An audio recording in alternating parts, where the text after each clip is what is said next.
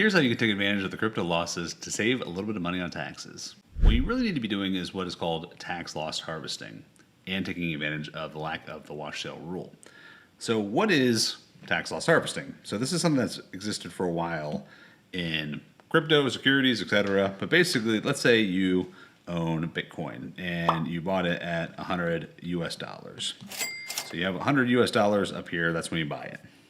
All right, so then now the market has gone down, and let's say you're sitting at 60 US dollars.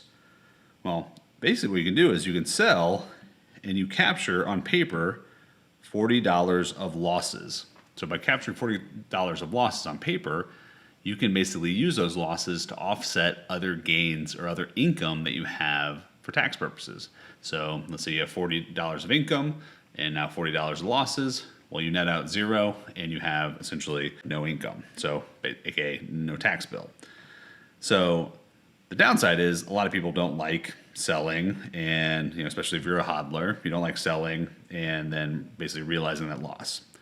But here's where you can take advantage of what's called the wash sale rule. So the wash sale rule is basically a rule that exists in crypto, where a rule that exists in general. So typically, the IRS does not like you basically taking a loss on paper just to avoid taxes.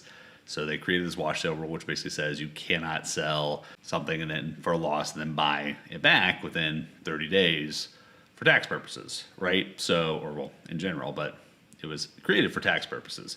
Well, the way the wash sale rules are currently written is it applies to things that are listed as securities, aka stocks, bonds, ETFs, mutual funds, things like that. It does not apply to crypto. So Congress tried to pass it in the Build Back Better plan, but it did not go through. So therefore, right now, there's still no wash sale rule. So basically what that means is you could take the same scenario, basically exchange your Bitcoin for, which in crypto, a sell is basically taking one token to another. So Bitcoin to US dollars, Bitcoin to Ethereum, any of those things calculate as a sell or count as a sale.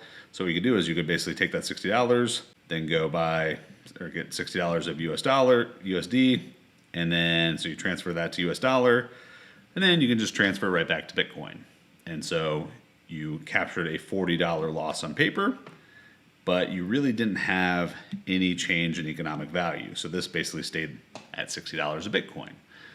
Obviously you might have, say, call it $2 of transaction costs from going in and out of the different currencies.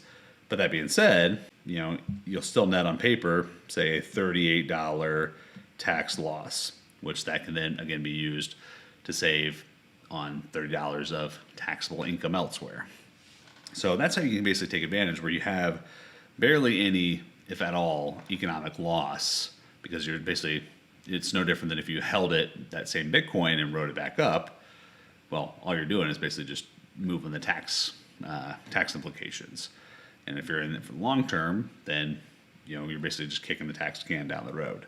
So this is something that you should definitely be taking advantage of, because it definitely helps you save taxes in the short term. And if you save taxes in the short term, that's just more that can be invested, more that compounds for the future.